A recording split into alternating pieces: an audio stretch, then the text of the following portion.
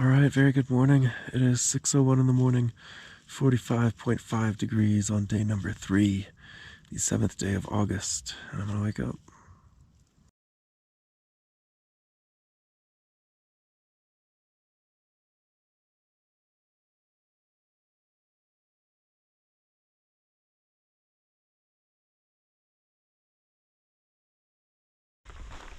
All right, good morning again, folks. It is 7:18 in the morning.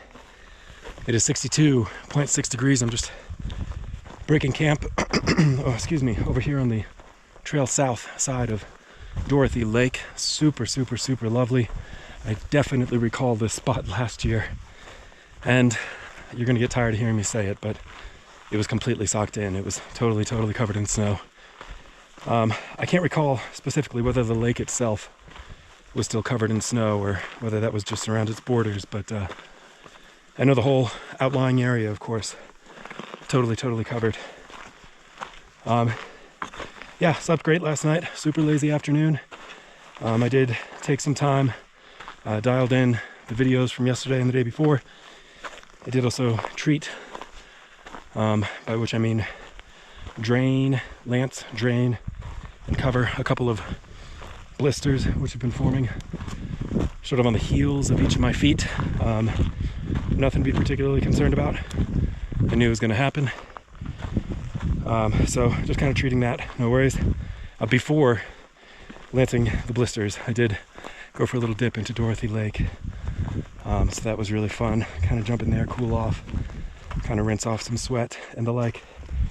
Water was cool, but there was a nice little sort of basin there, which was much shallower and therefore not quite as cool as I imagine the main body of the lake may have been. So it was nice, really refreshing. Yeah, took care of the blisters, took care of some videos, and then really laid down to go to sleep around 6 or so. But didn't really start falling asleep in earnest until about 8, when I heard a couple of deer stroll through camp. So yeah, they kind of just poked through. Pretty brave little buggers. Not terribly concerned about me, didn't give me any trouble. Deer in Northern California I have known to frequent campsites on account of harvesting salt from the urine of folks who have camped there. Well, I can tell you they didn't seem particularly interested in any of the deposits I had made around camp, and were instead primarily interested with just nibbling some of the delicious grasses and stuff that grow around there. So good for them, no trouble. And then they cleared off. I went to sleep. Slept really well. No issues to report. I didn't sense anyone else in camp. I didn't hear anyone last night. Didn't see anyone this morning. So yet again, I think I had it all to myself. And oh, we got a cool little blaze here for my blaze tab. Pardon me.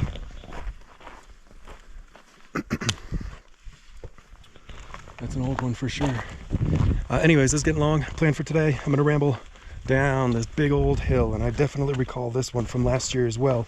Last year we had to come all the way up to Dorothy Lake along, let's see, what would that be? The eastern side of this creek, which spills out from the lake.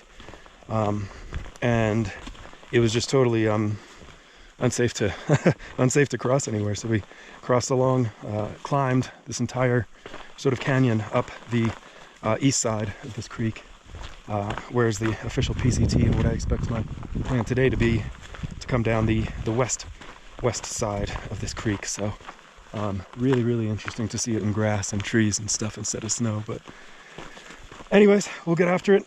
I got 9 miles downhill and then probably 4 miles or so going up. It'll be a good little climb right there at the very end of the day, which isn't what I like, but it'll be great. So anyways, I'll talk to you guys later.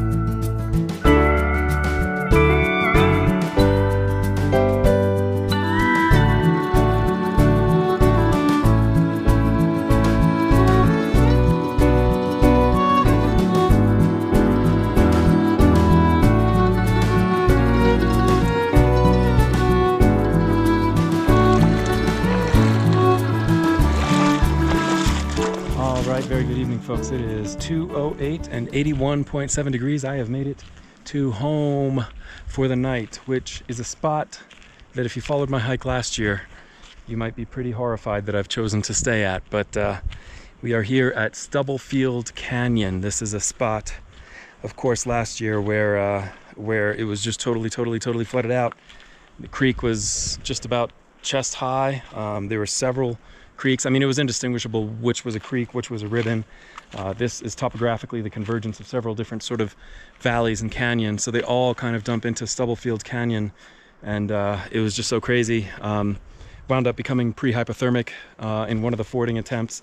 Luckily, Shade and Rabbit helped me quite a bit, but anyways, that's a story for another day. This year it is nothing like that, that's for sure. I forded, water was barely halfway up my calves, cool, nice, clear, very calm, very docile, very pedestrian, nothing at all to write home about. Well, yeah, so I've decided to go ahead and exercise some demons by staying here this evening. And yeah, so I'll be pitching up probably right over here. Looks like a great spot, whatever. Today, good day, 14.5 miles, 1,200 feet up. I think it was about 2,800 feet down. You know, nothing too crazy. Feel pretty good. It definitely started warming up. As I said, it's just a touch over 80 right now. Kind of made a little bit of a judgment error on water a little earlier, but nothing horrible. So, you know, I still had probably 3 or 4 liters before the judgment error took its hold. But now this last 2 miles or so went pretty dry, especially on that climb. That was a little hard, but no worries. Plenty of water in Stubblefield over here, albeit considerably less water than was in it in my memory. So anyways, yeah, I think that's about all I got. I'm gonna go ahead and pitch up camp. Another early night, but you know, that's just what this stage of the hike is gonna be. So stick with me though. Again, we still have probably another 5 or 6 weeks or whatever of cutting our way through the High Sierra, and should be getting into some really fun stuff here in the next couple days for sure. So I'll talk to you guys next time. Cheers.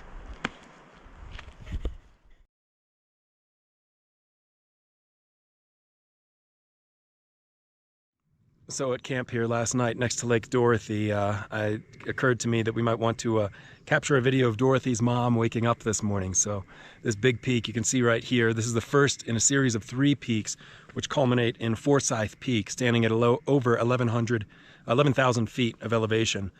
This again, the lowest of the 3 peaks. But just on the other side of this peak, as we look on it here from sort of the northwest, you can sort of imagine there's a huge cirque which holds all sorts of glaciation. There's a big ridge on the other side of Forsyth Peak, ridge which extends along its west flank and along its sort of southern flank, which shield all of that snow and glaciation from any sort of sun that would otherwise melt it off. So hold a lot of snow over on the back side of these peaks, and as you can kind of make out, sort of a little ridge coming down off Forsyth Peak. Well, just behind that ridge comes any of the melt that does happen to come off that glaciation, and all that melt is what is exclusively responsible for the water which fills Dorothy Lake. Dorothy Lake, named after one of the very early superintendents of Yosemite National Park. Beautiful spot.